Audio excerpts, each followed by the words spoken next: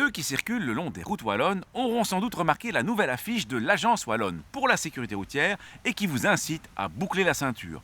Beaucoup d'entre vous ont déjà cet automatisme et dès lors, on peut se demander pourquoi un tel rappel en 2016.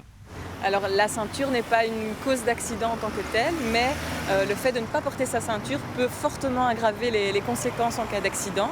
La ceinture peut vraiment sauver des vies. Alors quand on regarde, on voit qu'aujourd'hui, on n'a pas encore atteint un taux de 100% de port de la ceinture de sécurité dans notre pays.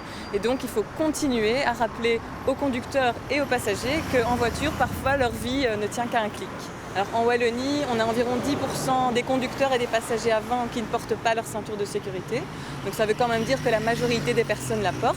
Mais si on veut rejoindre les meilleurs élèves européens, comme par exemple la France ou l'Allemagne, où on a un taux de port de la ceinture de 98%, il y a encore des efforts à faire. On voit également qu'à l'arrière, le fait de porter sa ceinture est moins automatique.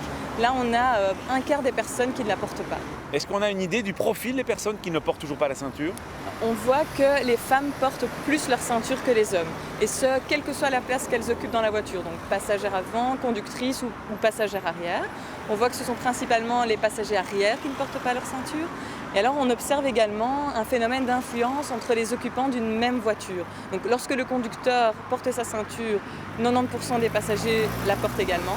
Par contre, lorsque le conducteur ne porte pas sa ceinture, il n'y a que 50% des passagers qui la portent. Et donc, si on porte sa ceinture, c'est bénéfique pour soi-même, mais ça peut également l'être pour les autres puisqu'on les incite à en faire de même. Au niveau des enfants, quels sont les soucis rencontrés? Seul un enfant sur 3 est transporté en toute sécurité en Belgique, en voiture. Donc, en toute sécurité, ça veut dire bien attaché dans un siège adapté. Et il est également inquiétant de constater qu'un enfant sur 10 n'est pas du tout attaché.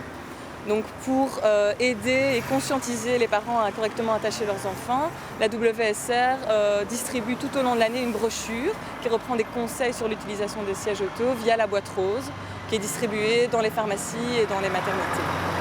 Tous les éléments de la campagne et toute une série d'infos utiles sur le port de la ceinture se retrouvent sur le site www.tousconcernés.be.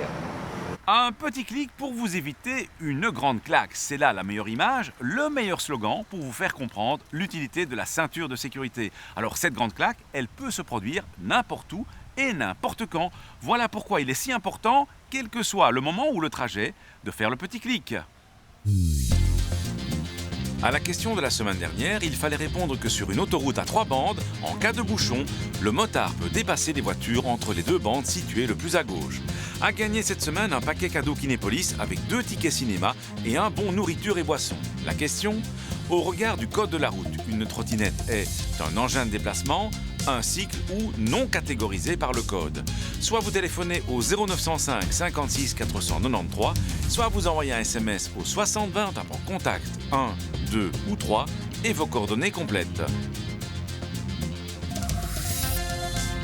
Si je possède un cyclomoteur, pour quand dois-je l'immatriculer?